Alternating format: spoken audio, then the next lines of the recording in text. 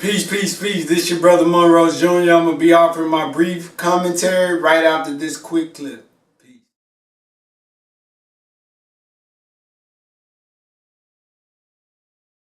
Kyle Lowry last night for 1 year and fined him $500,000. That fan turns out to be Warriors investor Mark Stevens. The incident occurred early in the fourth quarter of Game 3. Here's the video featuring Lowry trying to save a loose ball. As Lowry tries to get up, 2 seats over, he gets shoved on the left shoulder by Stevens. Lowry claims Stevens cursed at him several times. We found out this morning that Stevens is a part of a 6-member Warriors executive board. And before the NBA ban this afternoon, the Warriors had suspended Stevens from all team activities. Mark Schwartz in Oakland has more on what exactly Stevens said to Lowry after shoving him. Kyle Lowry says that Warriors investor Mark Stevens not only shoved him, but told him multiple times to, quote, blank himself.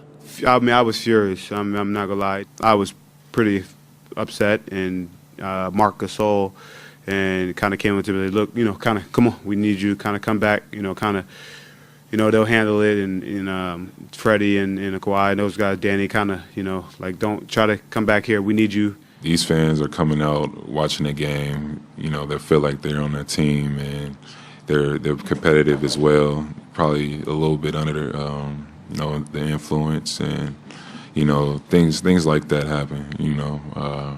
We seen, this ain't the first time we've seen something like that. There's no room for in our game for that. In that situation, I don't think I could have handled it any better. I'm glad I did what I did, and understanding that things could have been a lot different if I reacted a different way. Lowry says he was appalled to learn that it was Mark Stevens, a venture capitalist and billionaire investor in the Warriors, who was his assailant. I mean, I knew it would be a big deal, but I didn't know it would be as big of a deal as him being a part of the group that, writes the checks, and that makes it even more of a place where he should know. I don't necessarily think it was a reflection of how we handle business here. As a Warriors organization and franchise, we have a high standard and do things with class and professionalism.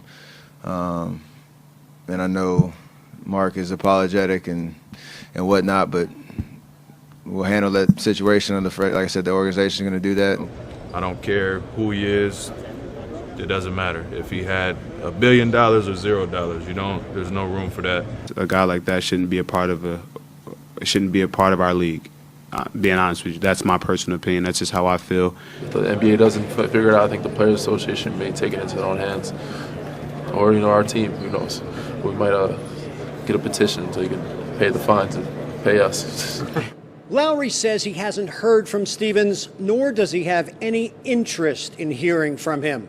It could have gone the other way, he explained, but I'm bigger than him as a person, and my kids are more important to me than he is. Peace, peace, peace. This your brother Monroe Jr.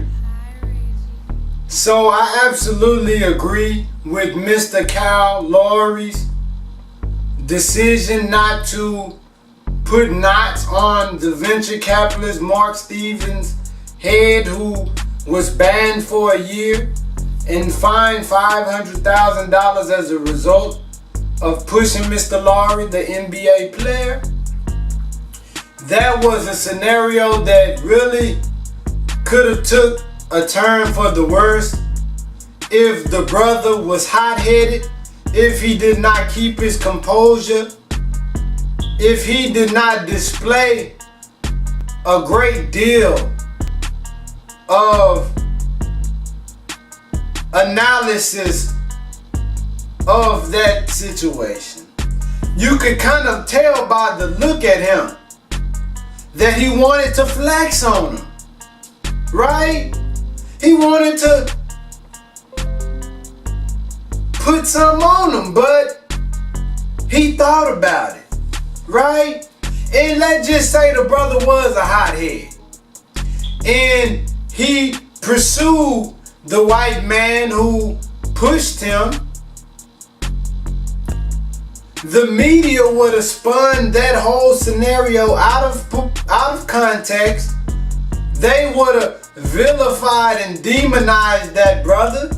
It made it like he was the victim when it was the venture capitalist part owner that pushed the brother, right? So he showed some great self-control. Not many people in that instance could have took that push, but you know, for every action there's an equal and opposite reaction. The brother had the advantage. He was in the limelight. The world was looking. Now, in a scenario where the white guy pushes him and he continues to pursue the brother, then the brother can use whatever self-defense mechanisms or moves or maneuvers that would stabilize that opposer or opponent that is pursuing him, right? But that wasn't the case. The white man just pushed him and he did not press the issue, right?